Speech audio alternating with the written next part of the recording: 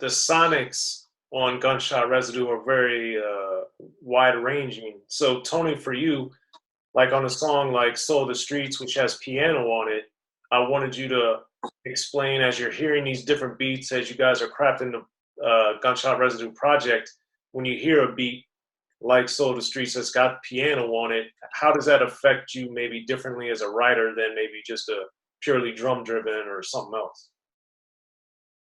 I love like the bass with the piano. I've always loved that sound, that combination, with the hard drums. So it really just makes me want to write like just either the most mature bars you ever heard or the most gangster bars. And on that one, uh, we talked about just being um a representation and a shining light to our people, to our neighborhood. And yeah, I think it's a positive song if I recall right.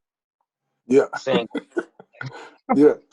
That same rapper, Soren, that I've been dissing, that track was on his album. So that was really another middle finger to his ass. We took the beat back and put a better song on it.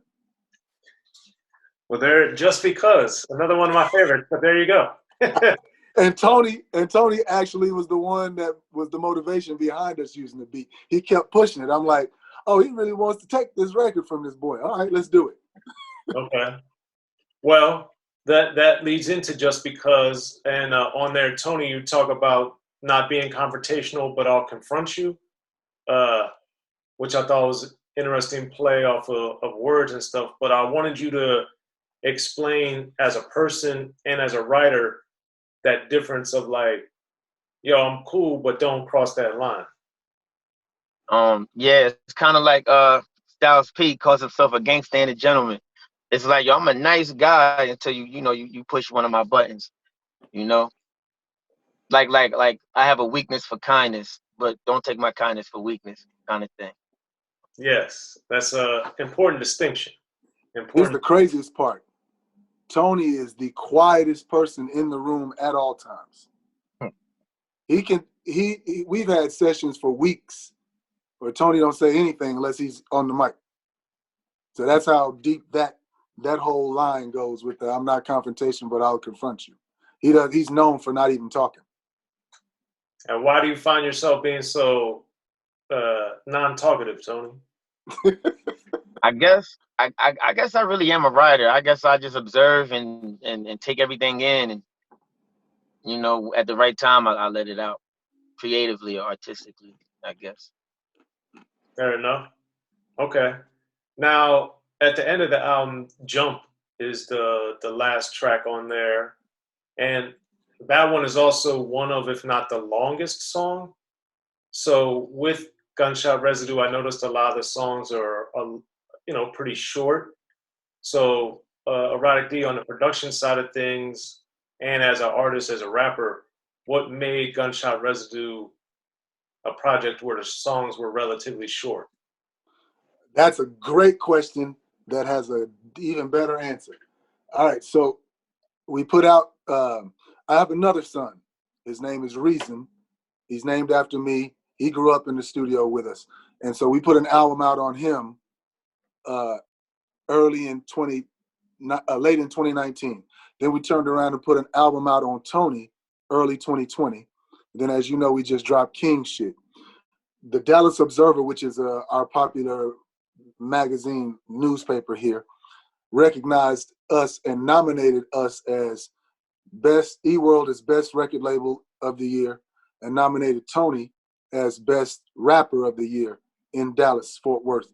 And once we were informed of those nominations, Tony had asked me early in the year, hey Pop, when everything settles down, do you think me and you could do a collaborative record? And I was like, bet. And I'm gonna give my boys whatever they want. So I'm like, yeah. And that would be dope. Well, once we got the nomination, I was thinking, and I hit Tony up, was like, we're gonna work on this record for 3 weeks. Let's work on a record for 3 weeks, and whatever we have in 3 weeks, we're stopping, and that's it. So the result is the Gunshot Residue. We wrote and produced all these records in 3 weeks, maybe 4. And so I think the approach was, since it's just me and Tone, we're going to just do a verse each, good hook, sometimes a bridge, and then be out. And that made all the songs get written super fast. And I also felt like if you listen to all of my albums that I put out on eWorld, none of them are an hour. They're all 1 hour. We try to stop at 1 hour flat.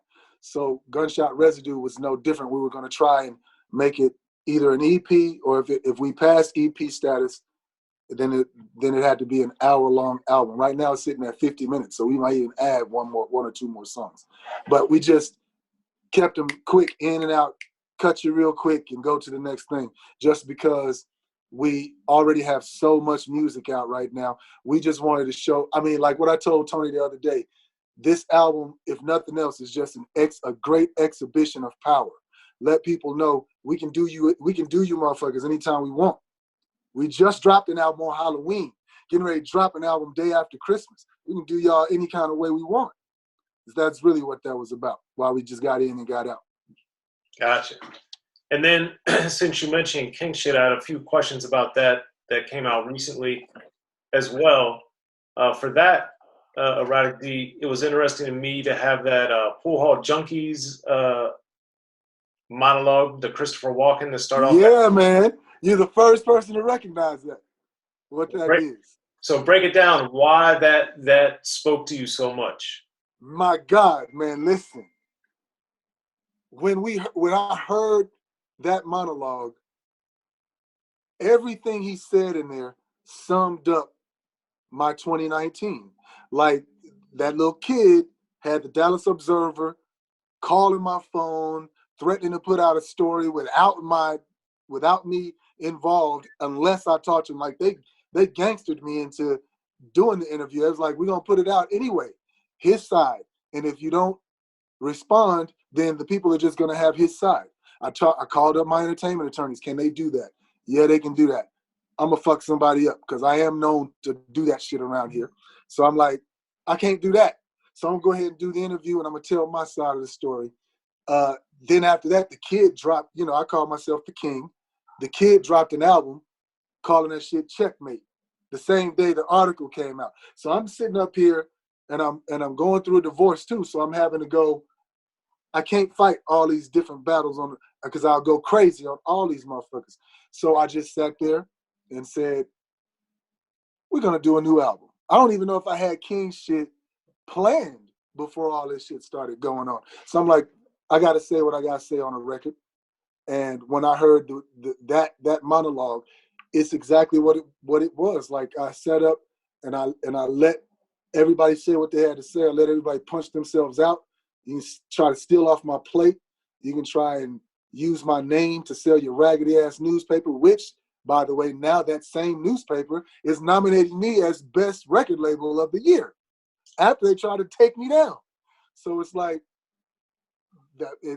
everything he said, and even until he said, till one day the lion got to show that jackal's who he is. To me, that represents, I'm dropping this album on you, I'm fixing to show you. I mean, it's a whole different style of delivery and everything from my past albums. From anything that I wrote for Dre or anything I wrote for Doc, the delivery was different, and that was the key for me to that made King Shit an album that fit that monologue. Like, now you tried me one too many times. Now I got to get you.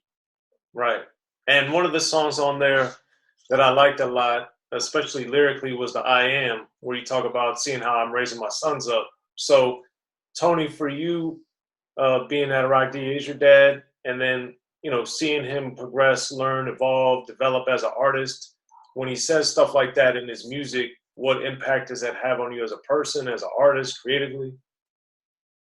Well, I mean, being like right under him, seeing everything, how he does his businesses and how he conducts himself, and even how he was talking about with the people coming after him, he like handled it with class.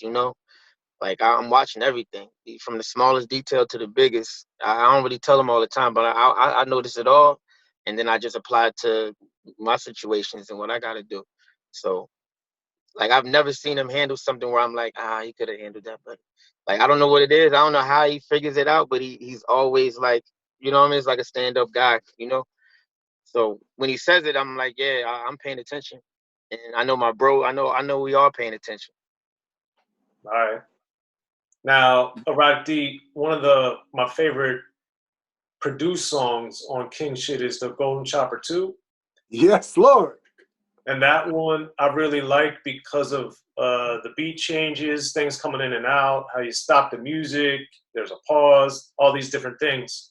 So that one is just so many layers to it. So cinematically, how do you find like a beat like that makes you want to make all those changes, make you take all those different chances and directions sonically? Again, it was like one of those situations where you got to show a motherfucker who's king. You know what I mean? Like, and what would a king do? A king would lead his people into a whole new direction. A king takes on the most work at his hardest, at the time that's supposed to be the hardest for him. Like, I'm going through a gang of shit. And for everybody that I'm going through it with, they got to understand I'm unstoppable. You can't fucking stop me. And that particular track just, believe it or not, man, in 1991, I had another iteration of that track that I worked on with Dr. Dre for my group that I took out there.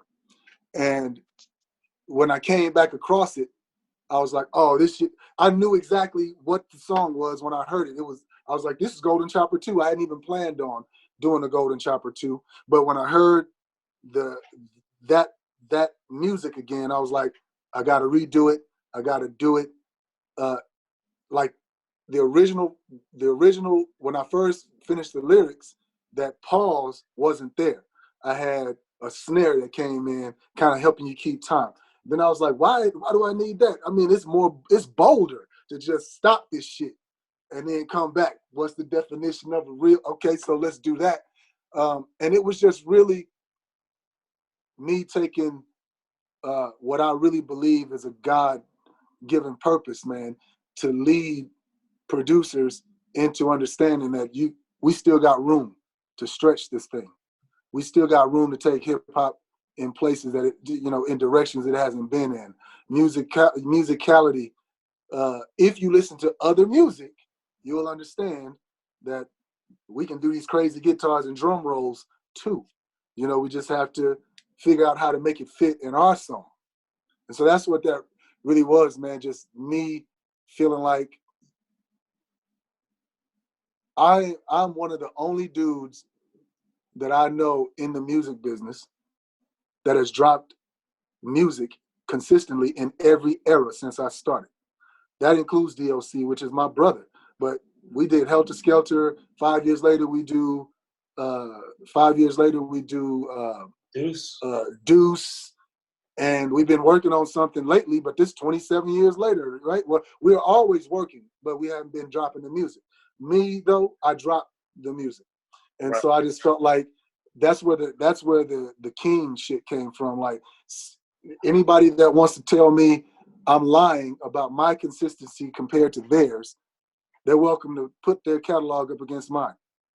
Whether mine sell a lot or just to my fan base, I'm obviously making it well enough to have all kinds of businesses and shit that I own. So I just felt like 2020 was the year I'm getting ready to take my spot as the king. And that was why we reached out to you, because it's like, we can get Soren to talk to us. We can get everybody else to talk to us. And this king shit will spread like a rash, because I'm ready to back up all of the shit that I say, musically.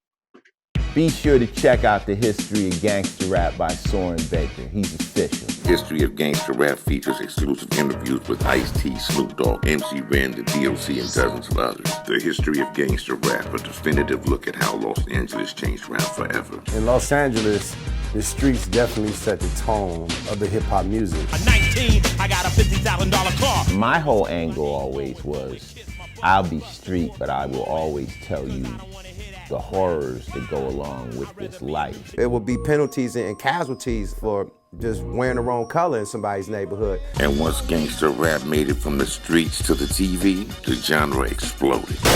With Fab 5 on Your MTV Best with NWA. Yo MTV, it just catapulted us from being local heroes to national gangbang rappers. The history of gangster rap discusses it all from 1980 up till today. It's always gonna be shit happening in the streets.